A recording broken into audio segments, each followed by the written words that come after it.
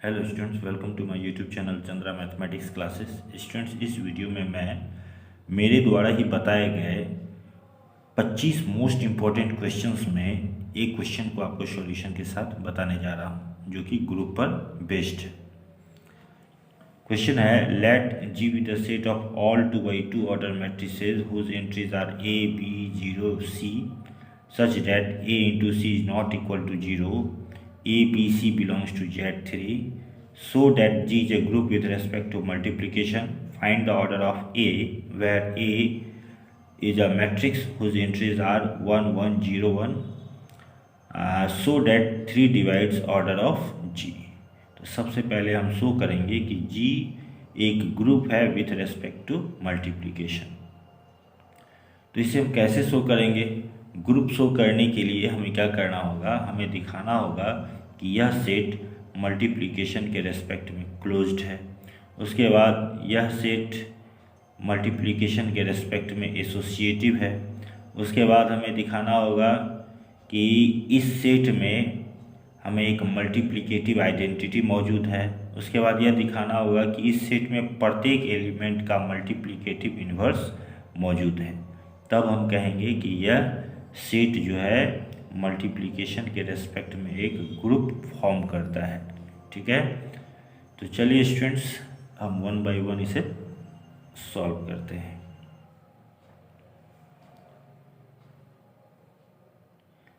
सबसे पहले तो हम यहाँ पर ABC के रूप में क्या क्या एलिमेंट हैं, ठीक है, तो Z3 में कौन कौन से एलिमेंट हैं? 0 1 और 2।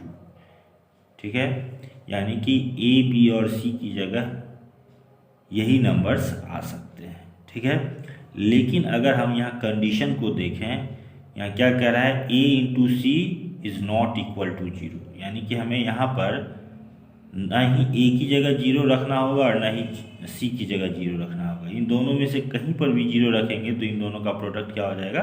0 हो जाएगा।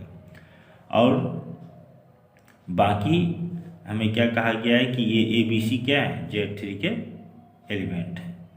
तो मतलब हमें करना क्या है? A और C की जगह या तो 1 और 2 पुट करना है, और B की जगह तीनों नंबर 0 1 2 हम पुट कर सकते हैं। तब हमें उसकी सहायता से जितने भी एलिमेंट प्राप्त होंगे उन एलिमेंट्स के आधार पर हमें बताना है कि G मल्टीप्लिकेशन के रेस्पेक्ट में ग्रुप फॉर्म करता है या नहीं करता है।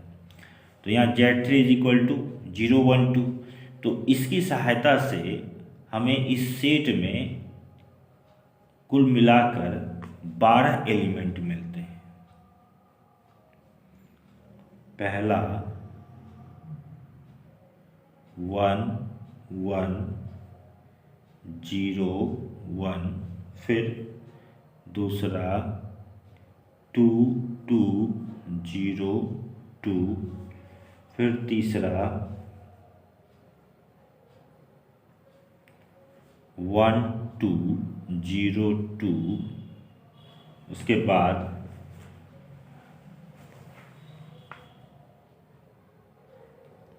2 1 1 0, फिर 1 2 1 0, फिर 2 1 2 0, फिर 1 1 0 2, फिर 2 2 0 1, फिर 1 0 0 2, और उसके बाद 2 0 0 1। कुल मिलाकर 1 2 3 4 5 6 7 8 9 10, 2 एलिमेंट्स और आएंगे। 1 0 0 1, 2 0 0 2। तो कुल मिलाकर इस सेट में 12 एलिमेंट्स हमें मिलते हैं दिए गए कंडीशन के बेस पर। ठीक है, अब हमें बताना है कि यह सेट जो है मल्टीप्लिकेशन के रिस्पेक्ट में ग्रुप फॉर्म करता है या नहीं है। तो हम यहाँ पर लिखेंगे सबसे पहले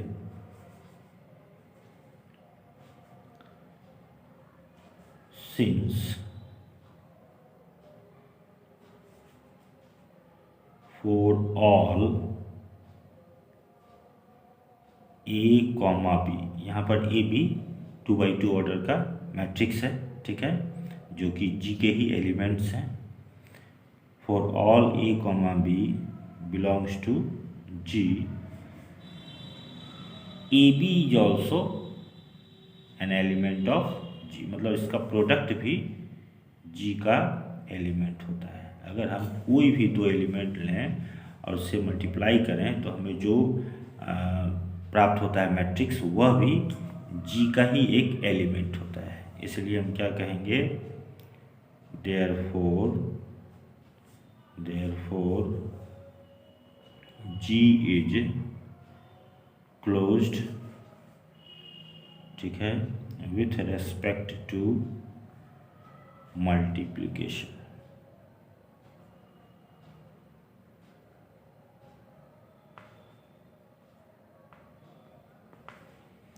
इसके बाद दिखाएंगे कि यह सेट जी जो है मल्टीप्लिकेशन के रेस्पेक्ट में एसोसिएटिव भी है। तो चूंकि मैट्रिक्स मल्टीप्लिकेशन एसोसिएटिव होता है, ठीक है, इसीलिए हम इसमें लिखेंगे सिंस मैट्रिक्स मल्टीप्लिकेशन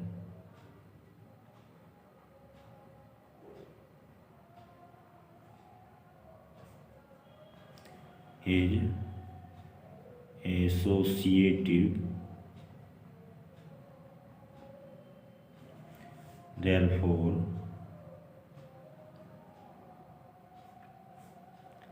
G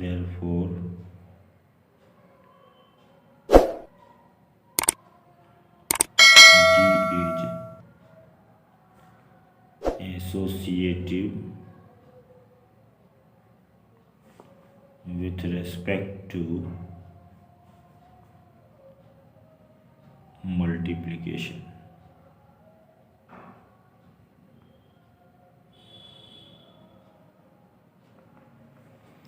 इसके बाद तीसरे पॉइंट में आते हैं। तीसरा पॉइंट में हमें क्या शो करना है कि इस सेट में हमें एक मल्टीप्लिकेटिव आइडेंटिटी मौजूद है। ठीक है, तो हम यहाँ लिखेंगे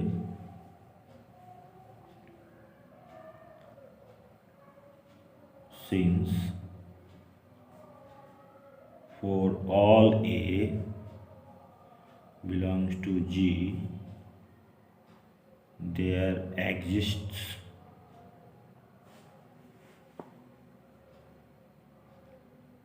an element I belongs to G such that AI is equal to A। ठीक है, यहाँ पर लिख देंगे where I is equal to क्या, वह मैट्रिक्स क्या है, 1 0 0 1। ठीक है, ये तीनों Z3 के एलिमेंट हैं। उसके बाद यहाँ पर कंडीशन के अनुसार क्या होना चाहिए, 0 होना चाहिए। तो इस तरह से हम देखेंगे कि जी के कोई भी एलिमेंट को यदि हम इससे मल्टीप्लाई करते हैं तो हमें वही एलिमेंट प्राप्त होता है। ठीक है, इसलिए हम क्या देख रहे हैं कि इस ग्रुप में मल्टीप्लिकेटिव आइडेंटिटी मौजूद है। अब हम दिखाएंगे कि इस ग्रुप में प्रत्येक एलिमेंट का मल्टीप्लिकेटिव इन्वर्स मौजूद है। तो यहाँ लिखेंगे since for every element A belongs belongs to G, there exists an element A inverse belongs to G such that A into A inverse is equal to I। इसमें से अगर कोई भी हम एलिमेंट लें, ठीक है, तो हमें उसका इन्वर्स भी ज़रूर मिलेगा, जिसको कि हम आपस में मल्टीप्लाई करें, ए और ए इन्वर्स को मल्टीप्लाई करें तो हमें क्या मिल जाएगा, आइडेंटिटी मैट्रिक्स मिल जाएगा या मल्टीप्लिकेटिव आइडेंटिटी मिल जाएगा, ठीक है। तो इस तरह से जब ये चारों कंडीशन फुलफिल हो जाता है तब हम क्या कहते हैं कि वह सेट एक ग्रुप फॉर्म करता है दिए गए बाइनरी ऑपरेशन के रेस्पेक्ट में। यहाँ लिखेंगे hence G is a group with respect to multiplication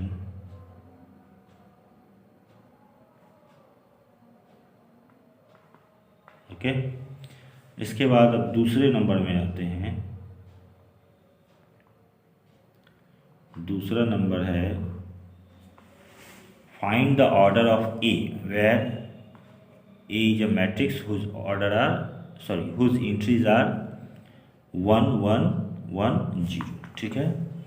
तो हम इसका ऑर्डर कैसे फाइंड करेंगे, तो हमें यहाँ पर देखना होगा कि इसे हम आपस में कितनी बार मल्टीप्लाई करें जिससे कि हमें आइडेंटिटी मैट्रिक्स मिल जाए।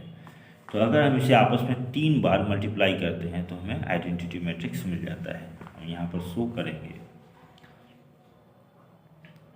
1 1 0 1, इसे मल्टीप्लाई करते हैं 1 1 0 1, ठीक है। क्या प्राप्त होगा हमें, 1 इंटू 1 1 प्लस 1 इंटू 0 1 ही प्राप्त होगा।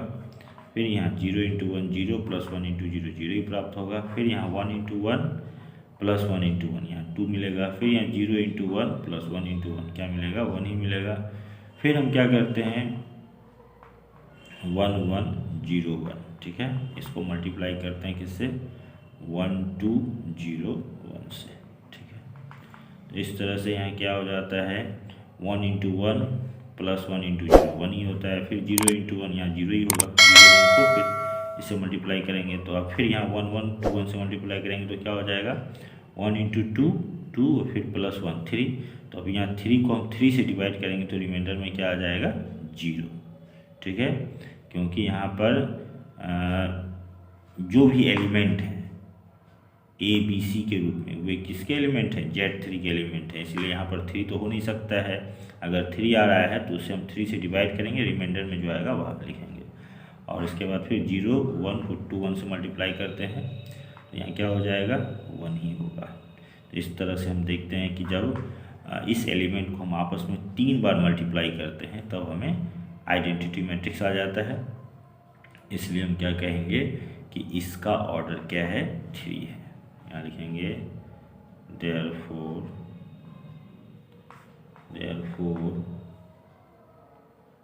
order of A is equal to 3, ठीक है। इसके बाद आते हैं अगले क्वेश्चन में, इसी का पार्ट 3 में।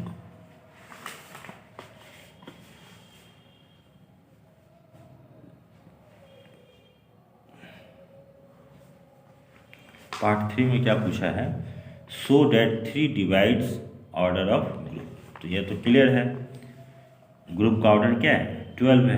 यहाँ लिखेंगे since order of group is equal to 12, ठीक है। ग्रुप में 12 एलिमेंट हैं, therefore since order of group is equal to 12 and 3 divides 12, therefore 3 divides order of group, okay. इस तरह से हम किसी ग्रुप को किसी सेट को दिए गए बाइनरी ऑपरेशन के रेस्पेक्ट में ग्रुप शो करेंगे, और उसके बाद यदि किसी एलिमेंट का हमें ऑर्डर फाइंड करना है तो इसी तरह से हम फाइंड कर लेंगे। ओके स्टूडेंट्स, मैंने क्वेश्चन नंबर 2 का सॉल्यूशन ऑलरेडी अपलोड किया हुआ है, आप उसे प्लेलिस्ट में जाकर देख सकते हैं। क्वेश्चन नंबर 3 को सॉल्व करते हैं। Suppose the table below is a Cayley table for the group G star, fill in the blank entries. तो यहाँ सबसे पहले हम इस कॉलम को और इस रो को फिल कर लेते हैं। इसे फिल करना बेहद ईजी है। ई स्टार ई क्या हो जाएगा ई, ए स्टार ई क्या हो जाएगा ए, क्योंकि यह आइडेंटिटी एलिमेंट है। बी स्टार ई क्या हो जाएगा बी, सी स्टार ई क्या हो जाएगा सी, डी स्टार ई क्या हो जाएगा डी, फिर ई स्टार ए क्या हो जाएगा ए, ई स्टार बी क्या हो जाएगा यहाँ पर हमें बी, ई स्टार सी क्या होगा सी, ई स्टार डी क्या हो जाएगा डी। ठीक है, अब हम सबसे पहले देखेंगे उस रो या उस कॉलम को जिसमें कि सिर्फ एक ही ब्लैंक एंट्रीज बचा हुआ है। ठीक है, जैसे कि इस कॉलम में सिर्फ एक ब्लैंक एंट्री है ना, तो हम इसे फिल करते हैं। कैसे फिल करेंगे, तो बस हमें ध्यान रखना है कि किसी भी रो या कॉलम में कोई एलिमेंट दोबारा नहीं लिखा जाना चाहिए।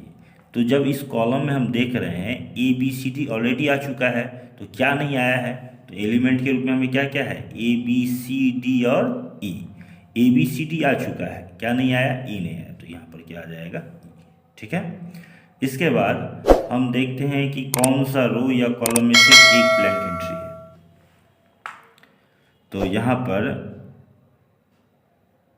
इस रो में देख रहे हैं कि एक ब्लैंक है ना, तो हम इसे फिल करेंगे। तो देखा जाए सी डी ए बी आ चुका है, क्या नहीं आया है सी डी ए बी आ चुका है, तो ई नहीं आया है, तो हम इसमें ई भर देंगे। ठीक है, इसके बाद फिर हम इसमें देखते हैं इस रो में बी सी डी ई आ चुका है, क्या नहीं आया है ए, तो इसमें क्या आ जाएगा ए। ठीक है, अब बचा दूसरा रो और कौन सा पांचवा रो, इसे हमें ब्लैंक एंट्री को फिल करना है यहाँ पर। तो यदि हम यहाँ पर देखें इस कॉलम में बी डी ई आ चुका है, क्या नहीं आया है ए और सी नहीं आया है, तो ए तो हम यहाँ फिल नहीं कर सकते हैं क्योंकि ए ऑलरेडी आ चुका है। तो यहाँ क्या फिल करेंगे सी, तो यहाँ क्या आएगा ए। ठीक है, अब हम देख रहे हैं कि इस रो में ए बी सी ई आ चुका, क्या नहीं आया डी नहीं आया, तो हम यहाँ डी फिल कर देंगे। अब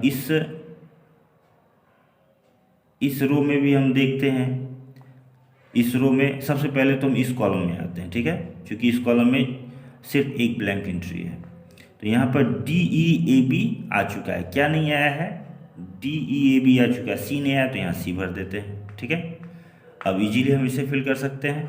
यहाँ पर इस कॉलम में सी डी ई ए आ चुका है, क्या नहीं आया है बी नहीं आया, तो बस बी यहाँ इस तरह से भर देंगे। इस तरह से हम देखते हैं हर रो और हर कॉलम में कोई एलिमेंट दोबारा नहीं लिखा गया है। E a b c d, a b c d e, b c d e a, c d e a b, d e a b c. ठीक है, इसी तरह से इसमें भी देखें e a b c d, a b c d e, b c d e a, c d e a b, ठीक है, डी ई ए बी सी। किसी भी रो या किसी भी कॉलम में कोई एलिमेंट को दोबारा नहीं लिखा गया। इस तरह से हम केली टेबल को फिल करेंगे। Okay students.